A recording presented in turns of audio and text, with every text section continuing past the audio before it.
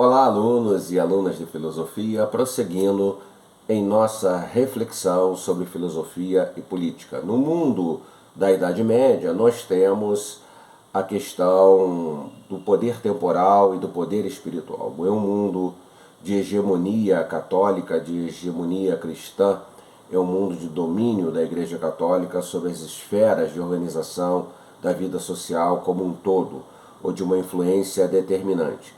Esse poder temporal estaria ligado à figura dos reis, existente mesmo no contexto da Idade Média, e o poder espiritual seria representado pela Igreja. Um pouco adiante, no desenvolvimento do mundo medieval e início do mundo moderno, nós temos uma teoria que é a solução para a tensão dialética existente entre o poder temporal e o poder espiritual. É quando aparece a ideologia de direito divino dos reis.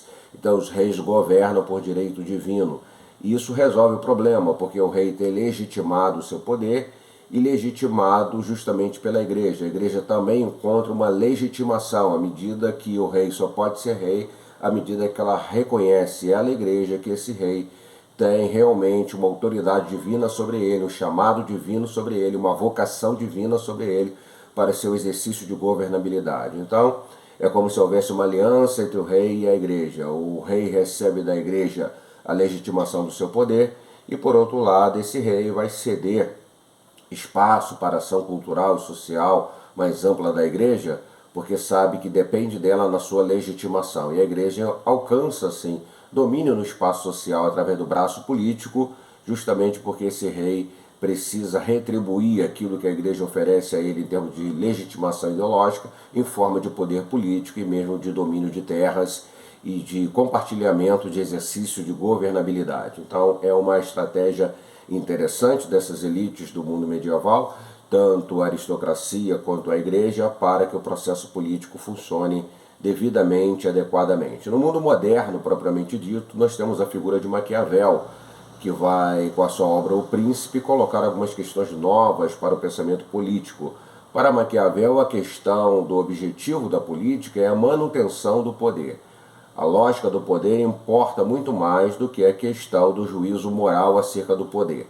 Juízo moral acerca do poder não é o tema que, para Maquiavel, deve determinar a ação do governante ou a reflexão sobre o valor e a importância da política, e sim a lógica do poder em si e a necessidade da sua manutenção. Em Maquiavel, se há uma ruptura com esse domínio, com essa influência do elemento religioso representado pela igreja, o poder eclesiástico, sobre a política. Ele quer uma autonomia do governante para governar, e essa autonomia desse governante passa necessariamente pela legitimação permanente do poder, e não ceder diante de nenhuma outra força, de nenhuma outra instância social, esse poder adquirido, esse poder conquistado. Esse poder precisa ser efetivado e alicerçar realmente as bases de organização da vida social a partir dessa governabilidade específica. A ideia em Maquiavel de que o fim justifica os meios é justamente isso. O governante precisa pensar sempre no alvo e no objetivo.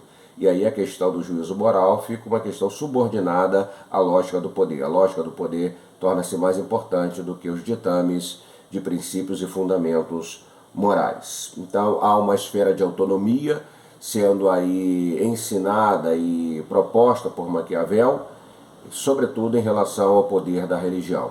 É um tempo ainda em que a sombra do poder religioso está muito forte no cenário da existência política do mundo europeu.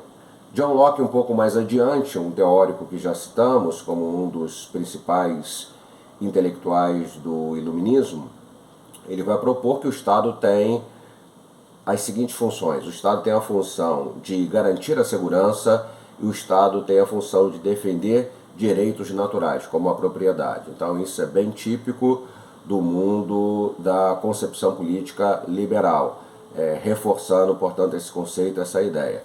A defesa da propriedade, a questão da propriedade privada é muito importante, sobretudo pensada na perspectiva da propriedade privada dos meios de produção, que essa que é a grande discussão, porque mais adiante o socialismo vai desafiar isso com a ideia da coletivização dos meios de produção, ou então com a estatização dos meios de produção, mas no mundo liberal, no mundo burguês, da civilização burguesa, a ideia mais central e decisiva a ser mantida, a ser defendida é da propriedade privada dos meios de produção. Então Locke fala da necessidade da segurança do indivíduo, que o Estado deve assegurar, e fala também da necessidade da garantia de direitos que ele considera natural e não construído socialmente, não demarcado por intencionalidade política. Montesquieu é um pensador também importante, porque vai propor a divisão dos poderes na obra O Espírito das Leis. Isso será muito importante, porque o poder estará sendo exercido a partir de um equilíbrio entre executivo, legislativo e judiciário, e isso ainda fornece uma base para o funcionamento da política no nosso tempo, no nosso mundo contemporâneo. Rousseau é outro pensador importante no contexto do iluminismo clássico da França, com a sua ideia da vontade geral. Para Rousseau, o pacto social como legitimação de poder é indiscutível. O poder só é legítimo a partir do momento que é um pacto entre governantes e governados, aceitando a legitimidade do exercício dessa especificidade de poder. O povo, para ele, para Rousseau, é a fonte legítima da soberania do Estado. O Estado deve ser, sim, soberano, mas a fonte dessa soberania é o povo, é a vontade geral. Esse é um ponto importante no pensamento de Rousseau. Um pouco mais adiante, Marx, pode-se dizer, um herdeiro, de alguma maneira, das ideias de Rousseau, defendidas sobretudo no contrato social. Marx vai propor a ideia da luta de classes como elemento que faz a história funcionar e vai, como vimos, apresentar o Estado como representante de uma classe social que trabalha nos interesses dessa classe em detrimento das demais classes. E Marx vai propor também o ideal de reconstrução do Estado para uma lógica socialista, tirando o Estado dessa dinâmica de domínio capitalista e burguês. Existe, portanto, forma de organização do espaço social, que tem sido pensado pela filosofia, pelos filósofos desde o mundo antigo.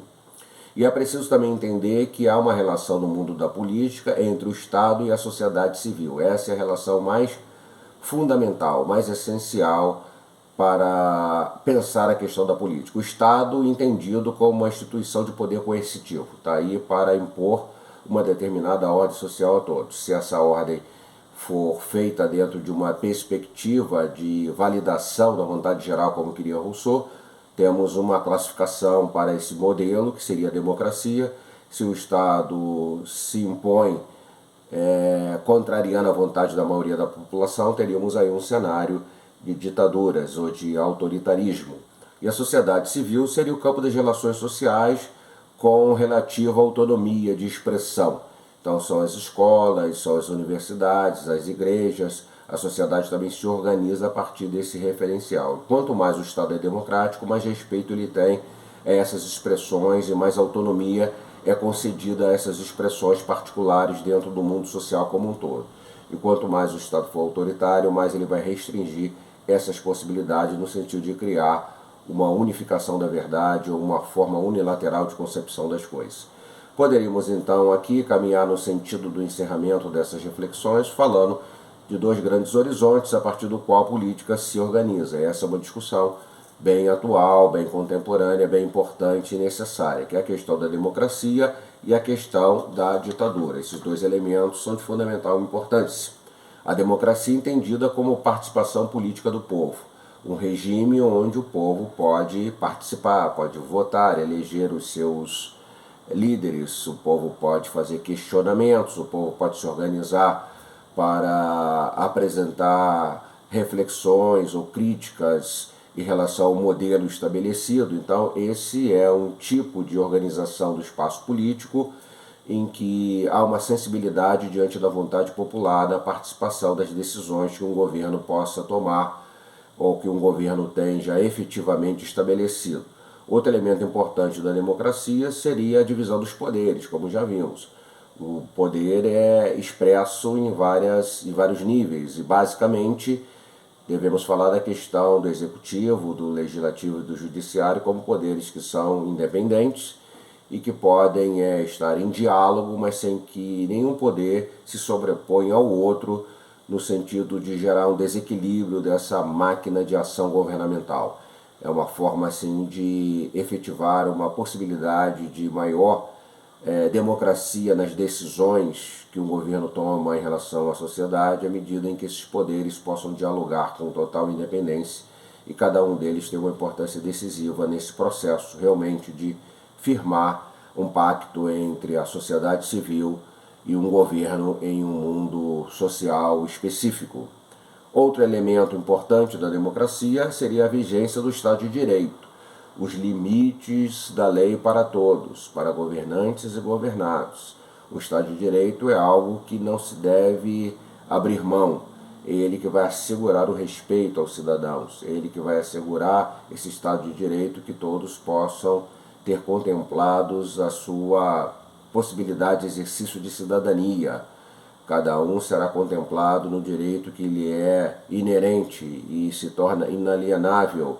Os indivíduos, as pessoas, os grupos sociais, todos devem ser respeitados minimamente dentro da lógica dos direitos humanos, e é o Estado de Direito que assegura isso, e não um estado de exceção.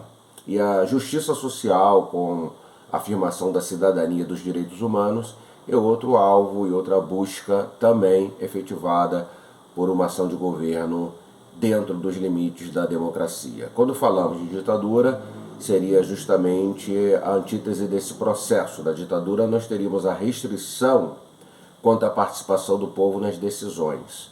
Então, enquanto a democracia valida a participação, estimula a participação da população de alguma forma para uma maior legitimação do exercício governamental, a ditadura procura restringir essa participação popular. Na ditadura nós temos concentração de poder político, seja essa ditadura de esquerda ou de direita.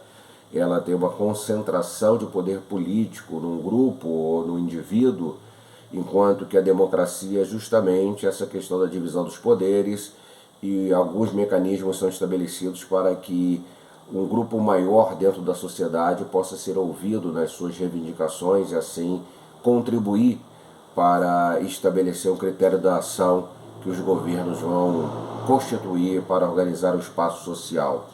Na ditadura nós temos a inexistência do Estado de Direito.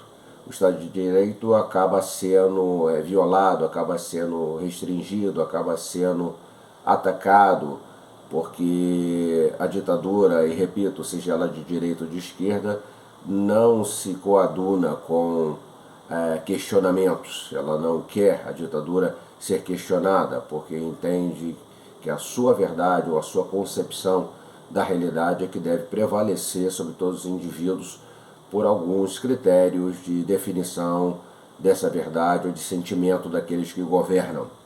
Então a inexistência do Estado de Direito é um elemento que vai pouco a pouco surgindo e vai sendo solapado o direito, esse Estado de Direito, para se criar uma sociedade onde o autoritarismo ou, numa etapa mais avançada, o totalitarismo possa ser uma força de controle social pleno, sem que os indivíduos possam fazer questionamentos e superar essa dinâmica.